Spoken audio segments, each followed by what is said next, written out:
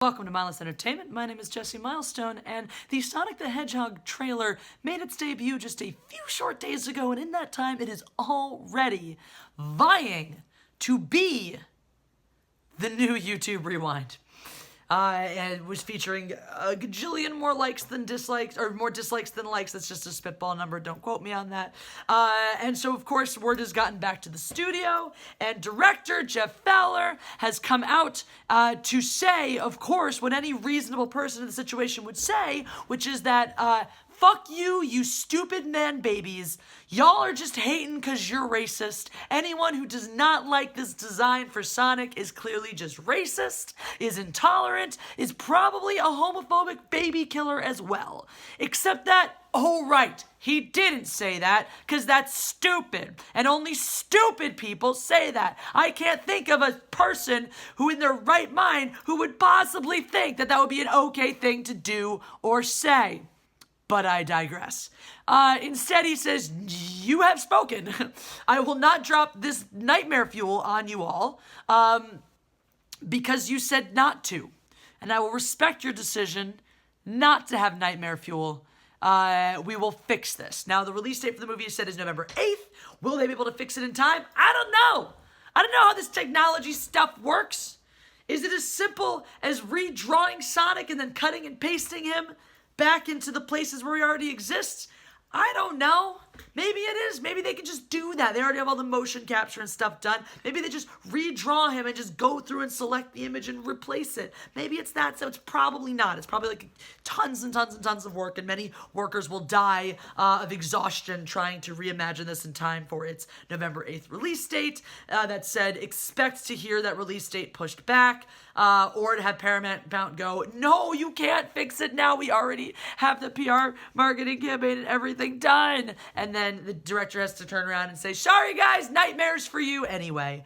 That's, I don't know. I don't know how these things work, but the director has promised that we will fix it, that hopefully we'll get a Sonic that looks less like something that's going to gnaw our ankles off in our sleeps, and more like something, I mean, was Sonic ever cute? Or at least something we can relate, something that looks familiar, right? The Sonic that we got, it's like when you show a baby a clown and they are terrified of clowns for the rest of their life because this looks like a human but not. We see this thing, we're like, this, I think you're trying to make it Sonic, but it's just not right, and now I'm deeply unsettled. Now, is fixing the art on Sonic the Hedgehog going to fix the movie? Abso-freaking-lutely not.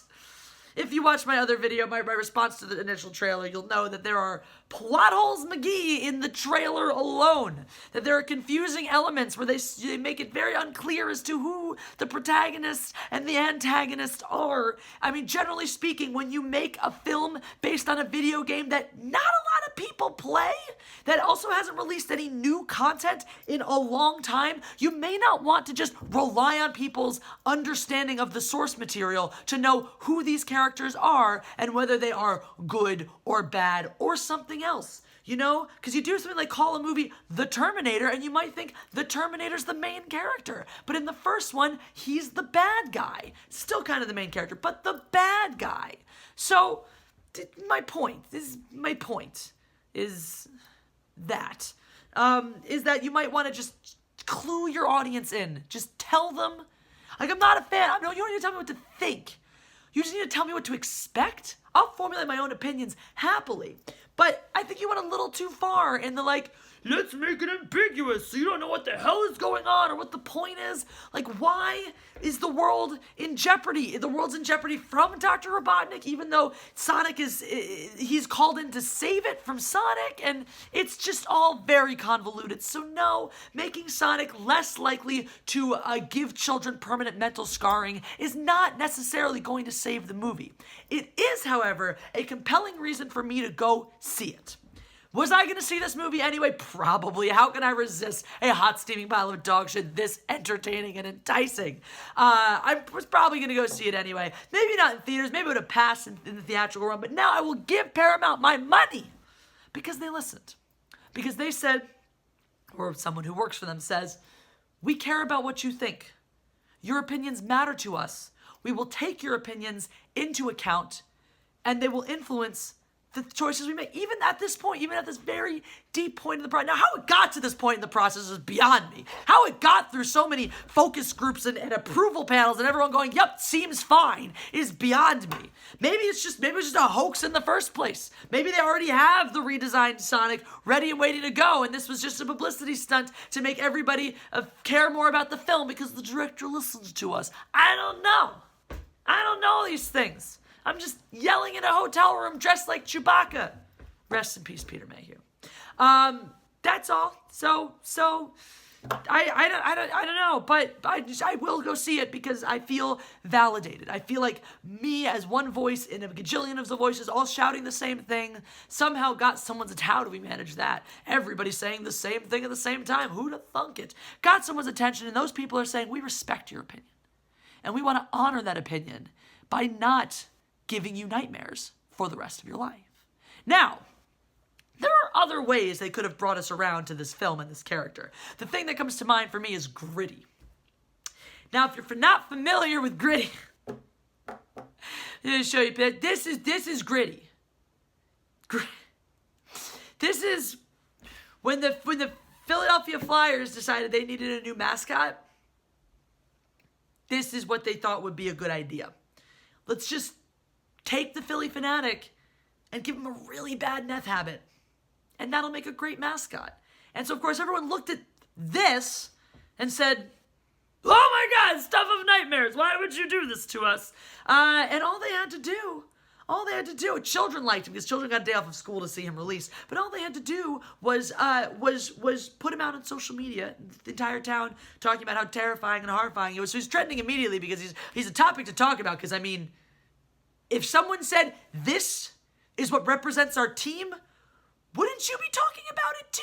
Probably. So all this hype, and now all of a sudden they're going to debut him at, some game and whatnot. And the Penguins, the Pittsburgh Penguins, they're also in Pennsylvania, kind of rivalry thing going on. Their mascot starts talking shit on Gritty on the internet. And so Philadelphia comes out, and bam, all of a sudden, everyone loves Gritty. They're like, don't you mess with our mascot. He's our stuff of nightmares, not yours. You only can't make fun. You can't make fun of him. Only we can make fun of him. That's like that friend that you have that's like kind of stupid, but you love them anyway and you're protective of them. And all you do is rag on them constantly in your friend group. But the second someone else says something to them, you punch them in the face.